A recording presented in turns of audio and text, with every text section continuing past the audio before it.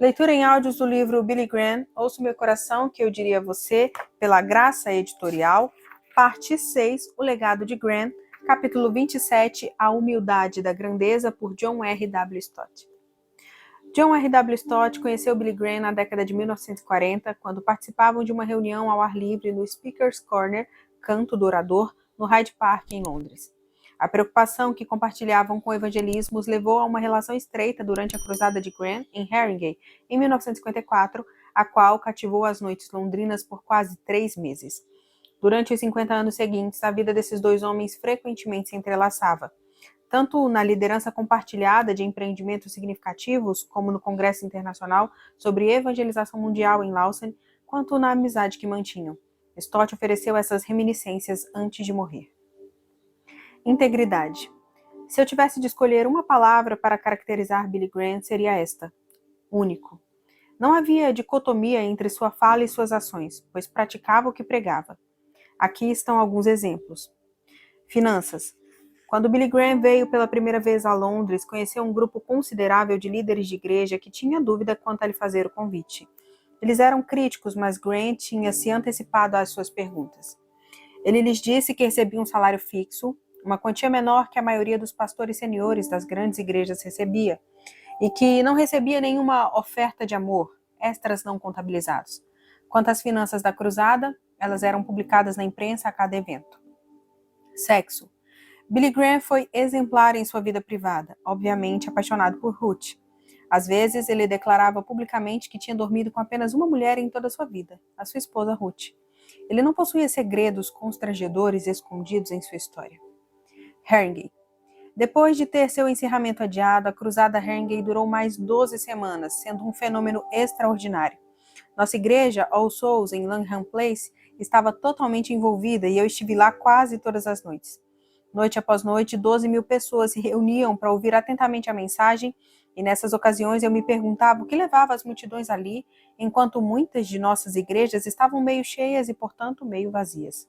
Cheguei à conclusão de que Billy Graham era o primeiro pregador transparente e sincero que elas estavam ouvindo. Havia algo de autêntico naquele homem. Como muitas pessoas da mídia confessaram, não concordamos com ele, mas sabemos que é sincero.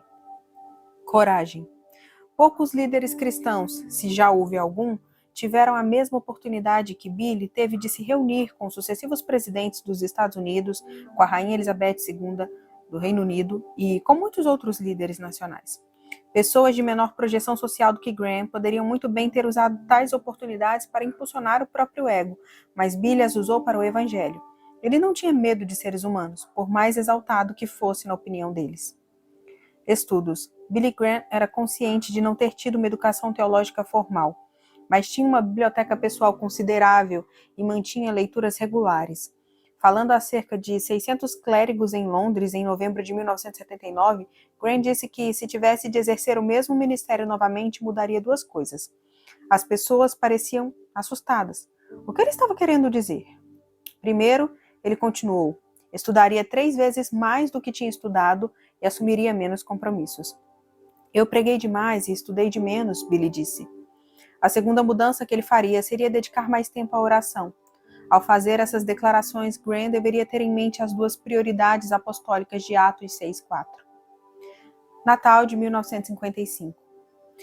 Em novembro de 1955, tive o privilégio de servir como missionário-chefe adjunto de Billy Graham durante sua missão na Universidade de Cambridge.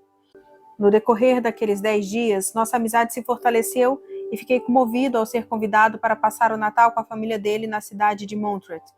Guardo 2 lembranças vívidas daqueles dias. A primeira é das orações que a família fazia todos os dias.